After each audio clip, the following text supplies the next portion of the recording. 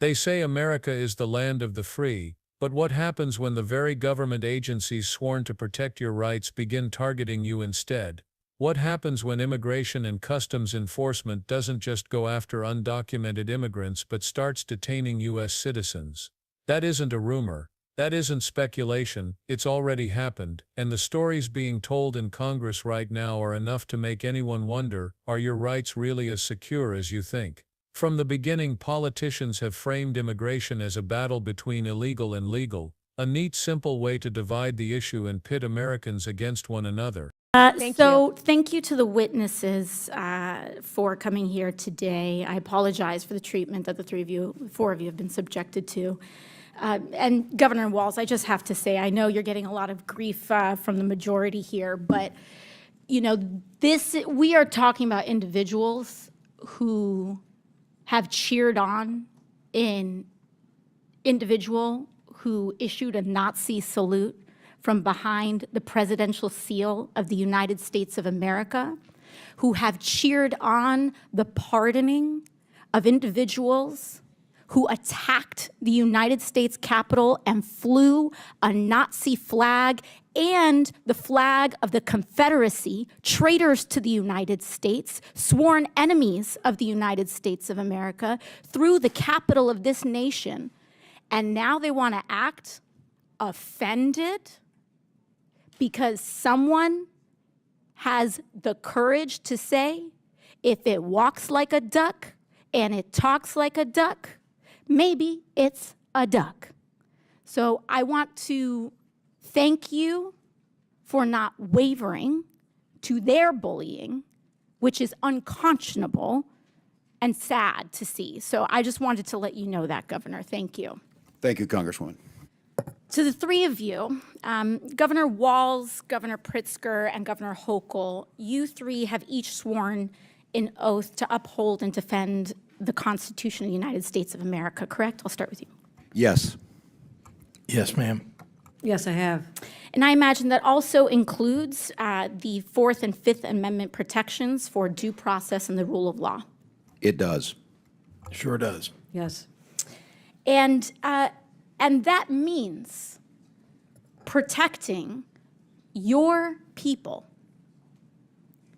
in your states, U.S. citizens and every individual, because that is what makes America great, that we are a land of the free and of rule of law, to protect them from infringements of their civil liberties, correct? Now, what we are seeing is a pattern where ICE is breaking the law. We have the detention of a U.S. citizen who has been detained by immigration officials. We have ICE here that has also blamed and arrested U.S. citizens for being simply suspected of being an immigrant, largely because of their appearance. In January, a Chicago-based U.S.-born citizen, Julio Noriega, was arrested by ICE and held in custody for over 10 hours. In April, a Florida Highway Patrol officer pulled over Juan Carlos Lopez Gomez, a United States-born citizen, and arrested him on suspicion of being in the country illegally. He had his real ID, his Social Security card, his mother presented his birth certificate, and they still didn't let him go. In May, U.S. citizen Leonardo Garcia Venegas was filming an ICE raid. He was arrested by ICE. In May, a veteran and U.S. citizen who is Puerto Rican, was detained during an ICE raid at his workplace in New York City. That's called a paper bag test. And your job, Governor Hochul, is to protect people from that kind of infringement, correct? Yes. Because all of us must adhere to the law, and no one is above it. So if a U.S. citizen tries to break the law, or if an ICE officer tries to break the law, your job is to uphold the law, correct? We absolutely uphold the laws of the United States Constitution and the Constitution of the state of New York.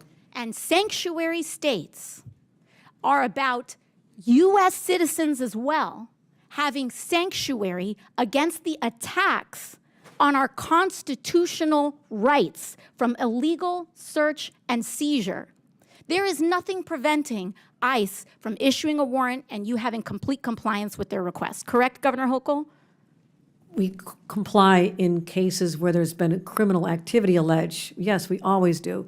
But we're not involved in civil immigration enforcement because our state police that I control have to deal with other crimes that they're Yes. solving. And apologies, I just have 10 seconds left. But when they say illegal versus legal immigration, they are trying to end legal status in the United States as well. Correct, Governor Pritzker, with the end of TPS and making people undocumented by removing legal status, ending legal status, and then having the audacity to call them illegal when they were here documented, correct? Taking students' visas away from people, taking their legal right to be in the United States away from them when they've been granted maybe years earlier to stay. So I don't want to hear about how this is about illegal versus legal immigration. They are attacking legal status and removing legal status. The Republican majority is anti-legal immigration in the United States. And I want to make that very But as Governor J.B. Pritzker revealed in a recent hearing, that narrative is nothing more than smoke and mirrors. Because when temporary protected status is stripped away, when student visas are canceled, when green cards are revoked, what was once legal suddenly becomes illegal. Not because the people changed, but because their status was taken from them. And then the same politicians who removed that legal status turn around and say, see, they're illegal. It's a rigged game, designed to manufacture criminals out of neighbors, co-workers, and classmates who were once fully documented. And it doesn't stop there. Congresswoman Alexandria Ocasio-Cortez stepped into the spotlight and dropped a bombshell that left the room silent. She wasn't just talking about immigrants without papers. She was talking about American citizens, people born and raised in this country, being detained by ICE, racial profiling, abuses of power, constitutional violations hidden in plain sight. Her words cut through the noise. They weren't undocumented. They weren't suspected criminals. They were American citizens. Let that sink in for a moment. Citizens. People who should have been protected by the very laws ICE swore to uphold.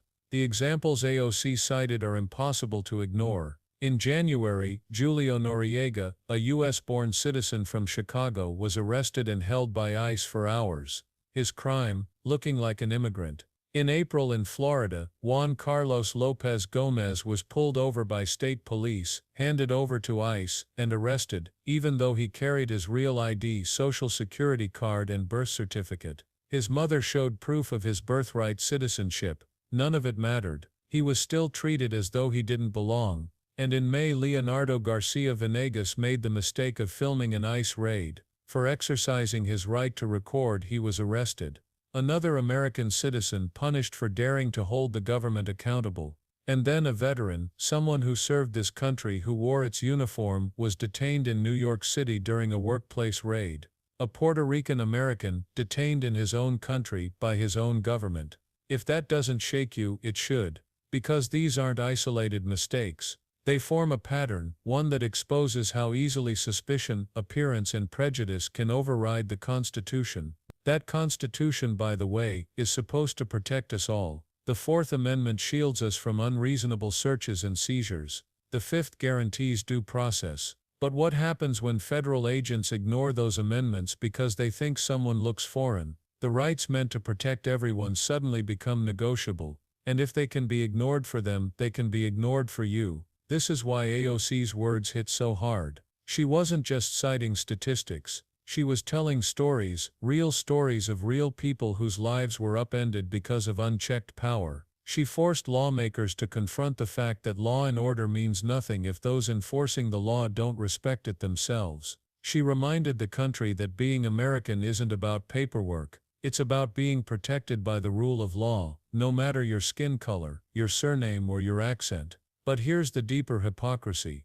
The same political figures who scream about law and order have openly cheered lawless acts when it suited their agenda. They applauded pardons for people who stormed the Capitol. They looked the other way when crowds gave Nazi salutes behind the presidential seal. They waved off Confederate flags paraded through the halls of Congress. And now, they have the audacity to act offended when confronted with their own disregard for American values. The double standard couldn't be clearer, law and order for some, chaos and excuses for others. And yet not everyone in that hearing was willing to sit quietly. Governors like Kathy Hochul of New York, Tim Walz of Minnesota, and J.B. Pritzker of Illinois stood firm. Each of them reminded Congress and the country that they swore an oath to uphold the Constitution. That oath wasn't partisan, it wasn't optional. It was a promise to protect their citizens, whether from criminals in the street or from unconstitutional overreach by federal agents. Sanctuary policies, they explained,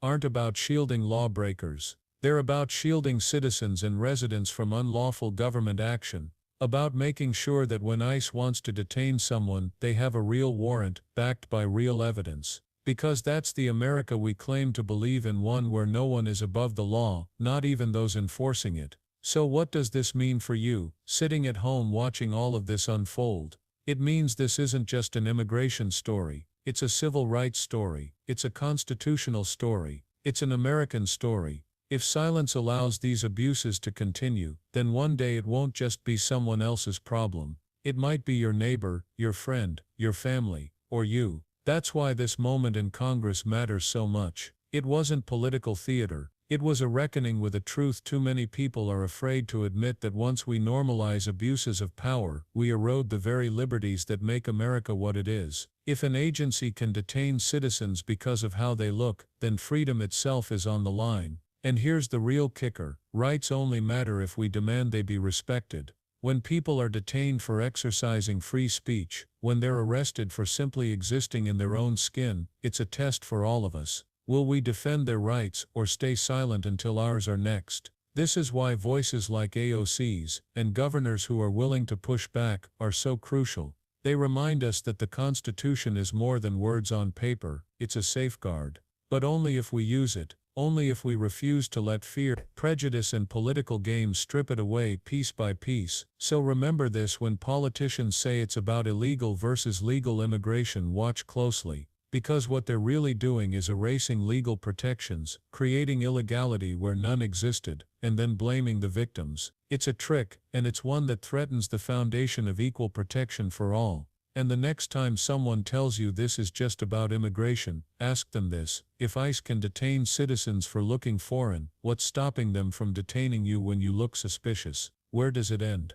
The truth is, it doesn't end, unless we make it end, unless we demand accountability, unless we refuse to let our rights be treated as privileges handed out selectively, because this isn't their problem, it's everyone's problem. And if we let it slide today, tomorrow it may be too late. So don't stay silent, share the truth, spread the word, stand up for the idea that America is only free when the law protects all of us equally. Because when the Constitution is ignored for some, it's weakened for everyone. Like this video if you believe in equal protection under the law. Subscribe if you want more fact-based breakdowns. And share this with someone who still thinks this isn't their problem, because one day it just might be.